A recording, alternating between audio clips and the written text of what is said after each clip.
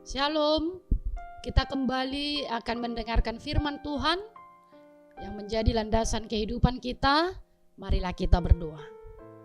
Kasih dan damai sejahtera yang dari Allah Bapa dan dari anaknya Yesus Kristus menyertai hati dan pikiranmu. Amin.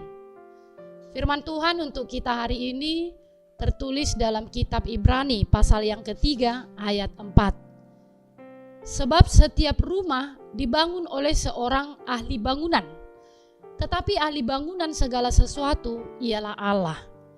Demikian firman Tuhan. Bapak Ibu, kaulah muda yang Tuhan kasihi, ada banyak bangunan-bangunan yang sangat megah. Bangunan-bangunan yang mungkin saja kita kagum dan takjub dengan kemegahannya. Juga ada banyak desain atau model rumah yang kita kagumi. Semua bangunan atau rumah yang kita diami atau kita kagumi adalah dibangun oleh ahli bangunan. Dengan terlebih dahulu menggambar, mendesain, kemudian para tukang akan mengikuti hasil gambar dari seorang arsitek untuk membangun rumah tersebut. Mengapa mereka bisa? Pastinya mereka telah belajar untuk mendesain atau membangun untuk segala bahan dan prosesnya. Bahkan terkadang mengalami kesalahan-kesalahan dan mungkin saja kekurangan bahan. Penulis kitab Ibrani ini menyatakan bahwa Allah adalah ahli bangunan segala sesuatu. Keahliannya bukan dalam bidang tertentu, tetapi ahli bangunan segala sesuatu. Karena Dia adalah Allah yang menciptakan bumi dan segala sesuatu yang ada di dalamnya, termasuk manusia yang ahli dalam bidang tertentu. Kemampuan manusia hanya di bidang tertentu karena kita memang terbatas adanya.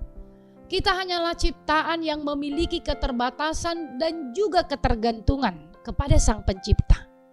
Sebab hikmat dan kepintaran manusia juga adalah bersumber dari Allah Sang Pencipta. Teks ini disampaikan penulis kitab Ibrani dalam rangka menegaskan dan memperbaiki konsep pemahaman orang Yahudi tentang kedudukan Kristus. Bukanlah di bawah atau lebih kecil dari Musa. Mereka memahami bahwa Musa tokoh yang terbesar, sebab Musa yang membawa bangsa Israel keluar dari Mesir. Musa yang menerima hukum Taurat, dan Musa pernah bercakap-cakap dengan Tuhan Allah. Hal inilah yang mendasari pemahaman Yahudi bahwa Musa lebih besar dari Kristus. Padahal Kristus sendiri adalah Allah dan Musa hanyalah abdi Allah. Kristus adalah imam agung yang sempurna. Tidaklah sebanding dengan Musa yang hanya sebagai manusia biasa yang dipakai oleh Allah untuk membawa bangsa Israel keluar dari Mesir. Tetapi Kristus diutus Bapa untuk menyelamatkan manusia dari perbudakan dosa. Dan karena Kristuslah manusia, kita menerima keselamatan, menerima kehidupan.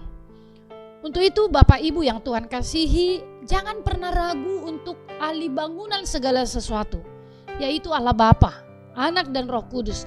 Dia jauh lebih besar dari yang kita pikirkan. Dia berkarya jauh lebih besar dari yang kita duga. Dia yang menciptakan Musa, yang menciptakan kita, yang memberi keselamatan bagi kita, yang menuntun kita ke dalam kehidupan yang kekal. Imani dan saudara akan melihat masih banyak karya Tuhan Allah dalam perjalanan hidup saudara. Amin. Selamat beraktivitas, Tuhan memberkati.